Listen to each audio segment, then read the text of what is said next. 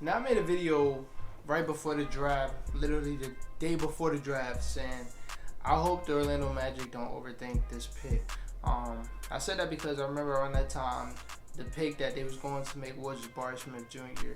And even after that, their second favorite prospect was Chet Holmgren. And I didn't understand that because I just look at the draft and look at the top three players, and I was like, Jabari, thin frame, real raw talent, real raw.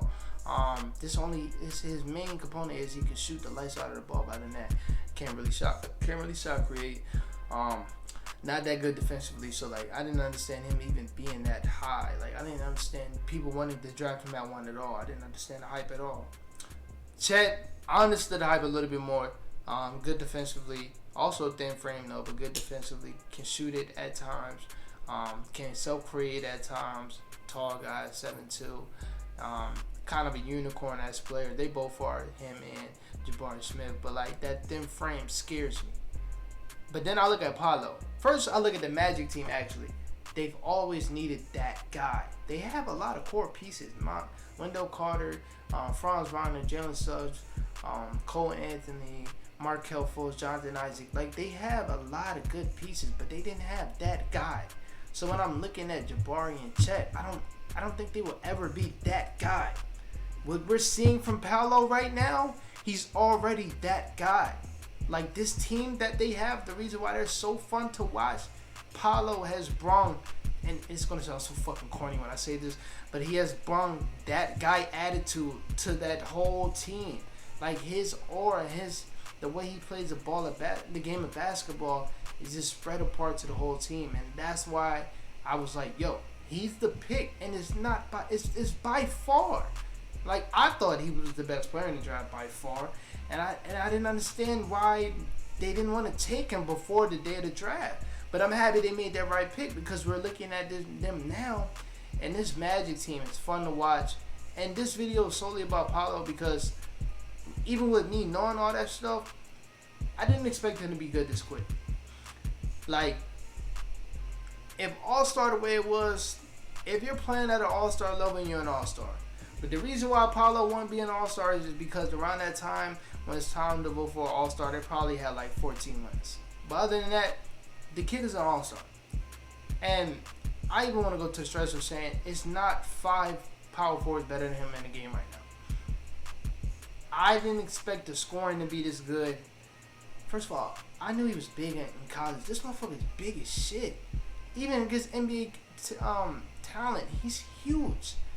And for him to be moving the way he is, he's one of those guys you just look at like, yo, you're 6'9", 250. You should not be moving like that.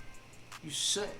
While watching Paolo, at times, I get lost for words with like, yo, what are you doing out there, bro? Like, how is he so good? He's only 19 years old, 6'9", 6'10", 250. Can put the ball on the floor, can hit any shot on the court, real dominant at times. And he's only 19.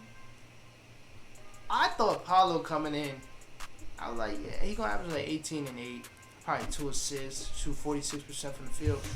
As of right now, as of today, Paolo is averaging 22 points, 23. He's averaging 22.9, so I'm going to round it up, 23. 8.5 rebounds and 4 assists while shooting 46% from the field, and it's kind of bad, 24% from the three. But his free throw percentage is at 75. But other than that, if you want to look at numbers, you just watch games. He has been dominant as a rookie, and this is the first time I've seen it probably since Blake Griffin. Like Blake Griffin, All-Star his first year, of course, and he was fucking dominant. I haven't seen this level of dominance from anybody until Paolo. Any rookie till Paolo. And I just watching him, I get goosebumps because like, yo, the kid is really good. He's really good. Next year, I don't think it's crazy to say he'll be a top 3 power forward in the league. It's Giannis, it's Kevin Durant, and off the top of the dome, he'll be up there with Pascal Siakam next year. I know Pascal is taking that leap, but for him to already be this close to Pascal in his first year is scary because we're looking at Pascal as a top 15, top 20 player in the league. This nigga is damn near that already. He's already a top 30, top 35 player in the league. And I get so confused Where are these kids coming from? Why are all these kids so different breed type of guys? John Morant coming in and leading his team to the playoff in his first year. Anthony Edwards his second year leading the team that can't make the playoffs without Kevin Garnett to the playoffs in the second year. Like, where are these guys coming from?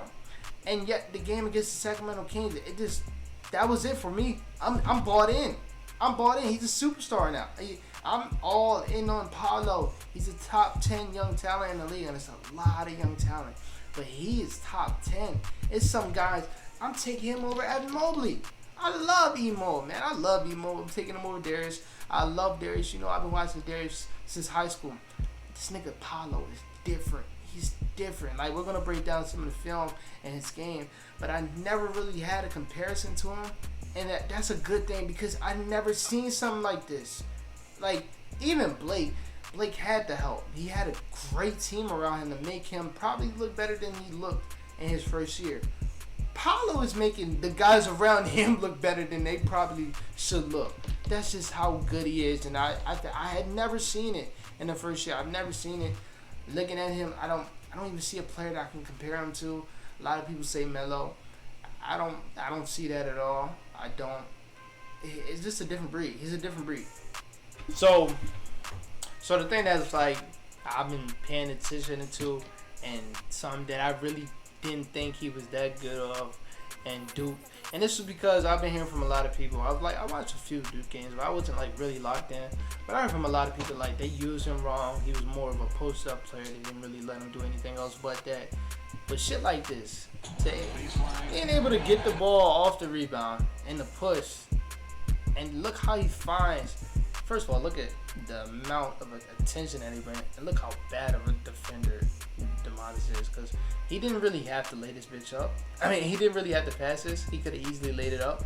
But look how he hangs in the air, and a cross-court pass to Franz. And Franz has also been fucking amazing, and they're going to be really fun to watch in the future. But shit like that, from a 6'9", 6'10" dude, 250 to be able to take the ball down the court, full court, and go up for a lay, but then middle of the lay, sees an open shooter in the corner and they're able to make that pass, that's different. Like, he has a lot of stuff to his game. Like, they let him get the ball in the post, they let him get the ball at the top of the key and let him like create for himself. So right here, W defense by Keegan Murray, who I've also been impressed by. But through the double team, he's able to get this fadeaway off. How is that? And that's not a lucky shot, because I've seen him make it plenty of times. But how is he able to get that off, bro? Like, this also shows a deficiency that the Kings have. They don't really have big defenders at all. So you're putting Trey Lyles on, again, like I keep saying, 6'9", 6'10", 250. Look at the footwork, crazy footwork. And this just shows you how big of a guy Paolo is and how strong he is in his rookie year.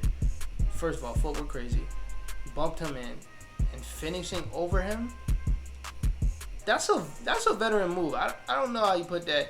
Only other move I've seen from a young guy that can do that is probably only other player I've seen from a young guy that can do that is Zion, but like that's a generational talent, which he might be too. But face up, crazy footwork, body, go up with one hand. What? Now, like I said, footwork's crazy. Footwork crazy. Just watch this play. Footwork's crazy. It's not against no elite defender. I'll give you that. But the fucking footwork is fucking crazy. For a person his size to be this agile and this quick with his moves, I haven't seen this before. I don't know what to compare him to. I haven't seen it. And like, this was one of their games. They played a lot of clutch games. Like the Magic, like I said, they've been in it, and he's been a big part of that. His swag, this rubs off on everybody. But like this play, first of all, the trust Jamal Mosley has been coaching really good this season. The trust in you to give it to a rookie win. Also, Franz had it going this game. The trust in you to give it to a rookie and let him do him, and for him to come up. First of all, like I said, the nigga is too fucking skilled. Look at how he broke. Kevin Hurt is not a bad defender at all. He broke his ass down.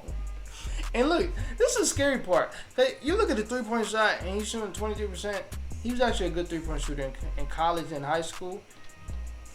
He could have shot this bitch right here. Right here. And once that three-point shot comes down, he's able to break players like this, and he's hitting pull-up threes. You can't stop it. You can't, bro. The last one I'm gonna show y'all against a really good defender, a damn near elite defender, 1 through 4, right here in Wigs. First of all, the footwork again is fucking crazy, bro. It's crazy. Great defense, but I'm just too fucking good. He's so skilled, bro. So now, like, watching them highlights over again and listening to my self-talk, I understand where people get that mellow comp from. Sorry, my voice cracked. That mellow comp from is because, like, the footwork is crazy. Both of them have really crazy footwork. But, like, he's big in doing this. That's why I didn't want to give him that. He reminds me a lot of Prime Blake. And I'm not talking about the all-star LA Clippers. No, if you know basketball, Prime Blake Griffin was the Pistons. And that's what I compared him to. But he might be different because he's just so huge. Like, Blake was, like, 6'8", 6'9", 220 doing all that shit. Like, Blake slimmed down in Pistons years. He slimmed down. This nigga's Paolo's 250 doing all this. That's the crazy part, man. And like I said, it shouldn't have been an argument. He's number one by far. But like, right now he's an all-star. He should be an all-star no matter the record. That's just how all-stars should go. But next year, and let me keep talking actually. He's done so much for this team because now we're seeing Bobo. He looked the best since fucking high school. Franz has a new swag to him this year. He's playing the point a lot. He looks really good. Wendell Carter Jr., like, he looks the same that he did last year. He looked really good last year.